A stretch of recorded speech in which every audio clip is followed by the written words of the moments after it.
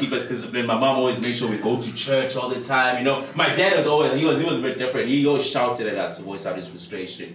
You know, what I mean, always like really like he would always just like shout at us, which was like it was fine, but it was confusing because he would always like when he shouts, he would give us the reason why he's angry, and then follow with a question that never made any sense.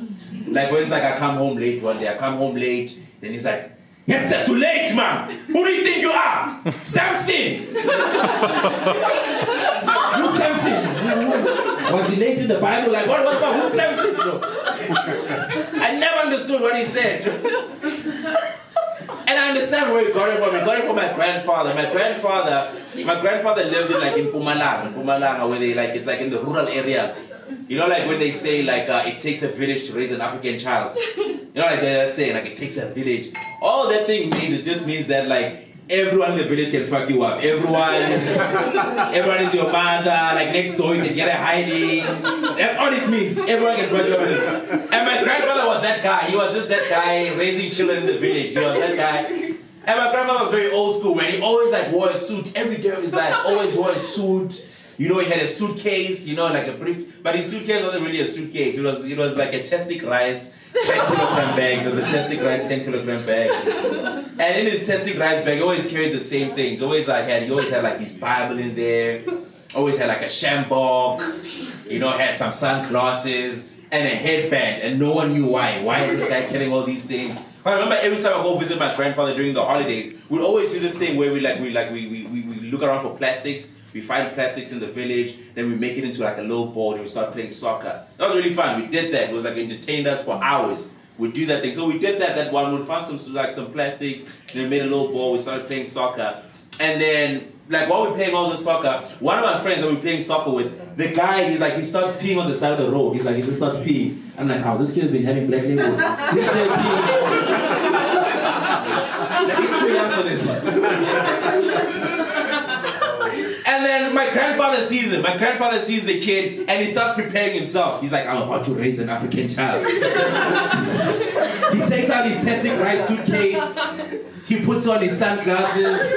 He puts on his headband. He takes out his shambok. Everyone there started getting oh my God, what's going on? It was no one understands what's going on. This guy's got his sunglasses on. He's got a headband, he's got a shambok. You remember it's the Terminator, Rambo, Shaka Zulu. Everything is happening. So we're scared, dude. We're scared. This guy's and he's coming, and the kid sees my grandfather approaching. So he does that thing where he tries to finish his pee quickly. You know that thing where he try to be fast. He's really trying to finish the pee fast, but he's hard, dude. You can't do it. And then my grandfather catches up and starts whooping this boy in front of us. Starts whooping the child, and the boy's like, he's jumping around. Then he cries. He goes all the way home, and he starts he goes home. He tells his parents. Later that day, because remember it's a village, guys. Me and my grandfather we like sitting down under a tree. Remember it's a village, so there's not many houses or buildings, so you can see people coming from far. So we see this boy coming back. He's coming back with his mother, and the mother's pissed off. She's walking fast, dragging this child, and the child is still crying I'm cool, no. He's just fucking crying, and the mother's like, how could this old man just beat our children like this? Walking very fast, pissed off. And then my grandfather sees them. When he sees them, he starts preparing himself. He takes out, his testic rice suitcase, puts on his sunglasses, puts on his headband, takes out his shambok, and everything just slowed down from there. The mother started walking a little bit slower. The boy stopped crying, and then I moved to the side because I knew that abduction 3 was about to happen right now.